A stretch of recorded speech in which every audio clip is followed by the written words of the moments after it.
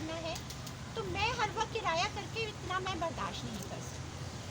बहरहाल खुद ही 4 साल के बाद अदालत को ख्याल आया कि ये एक केस है और वो बेटी वहाँ पे पड़ी हुई है। मुझे अफसोस इस बात का हुआ, अफसोस भी हुआ और एक तरह से मेरे ख्याल से अच्छा भी हुआ कि पूरी कौम ने ये देखा कि हमारी फॉरेन ऑफिस एक आम पाकिस्तानी के लिए, हमारी गवर्नमेंट के लिए, एक आम पाकिस्तानी, पाकिस्तान की इज्जत और पाकिस्तान की डिग्निटी ऑफ ऑनर की कोई कदर, कोई वक़्त नहीं है। हम उनके लिए टिश्यू पेपर से भी बदतर हैसियत रखते हैं। वो ये कह रहे हैं जज के सामने खड़े होकर अदालत में कि हम तो आफिया से मिल भी रहे हैं, मुलाकात भी कर रहे हैं, हम तो ये भी कर रहे हैं, पैराग्राफ लिखा हुआ है मैं पढ़ दूँ, लेकिन उनको ये तक नहीं पता था कि आफिया किस जेल में है। कह रहे थे कि वाशिंगटन डीसी में कहीं है, आफिया एफएमसी कार्सवेल में है जो कि टेक्सास में है। कहाँ डीसी, कहाँ टेक्सास।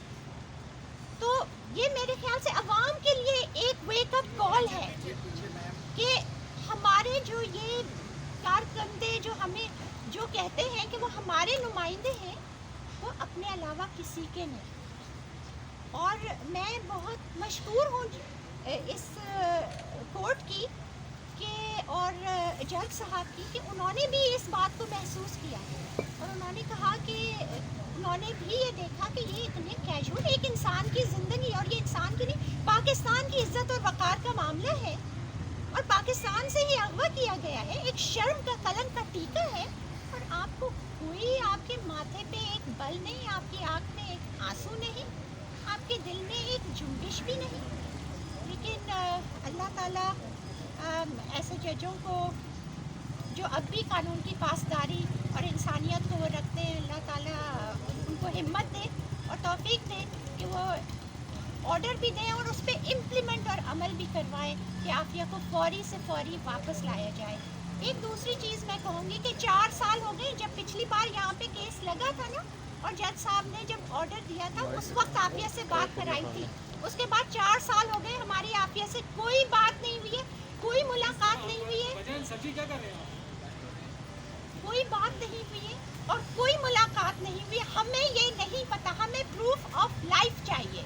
उस जेल में जिसमें आफिया है उसमें कोविड फैला हुआ है, रैम्पेंट है, उसमें 600 प्रिजनर्स ने लॉ सूट्स फाइल किए हैं कि इस बुरी हाल से रखा हुआ है, they are treated worse than dogs. लेकिन हमारी जितने फॉरेनर्स थे उस जेल में, हर जेल में उनकी गवर्नमेंट्स ने उनको लेकर उनको क्वारंटीन अपनी एम्बेसीज में किया और आधों ने अपनी एम्बेसी से अपने मुल्क भेज दिया, लेकिन हमारे मुल्क ने ऐसा कुछ नहीं किया। एक मैं फाइनल बात करना चाहता हूँ जी कि इंडिया ने अपने प्रिजनर्स मंगा लिए वापस, चेकोस्लोवाकिया ने मंगा लिए, कोई इशू नहीं है, साउथ अरेबिया ने मंगा लिए, तो हम ज़रा थोड़ा सा स्लो इस प्रोसेस में। तो I hope we will have. Finally ये कहूँगा कि हम श्योर नहीं हो कि वो अलाइव है या डेथ। उनको पता है मेरा जी।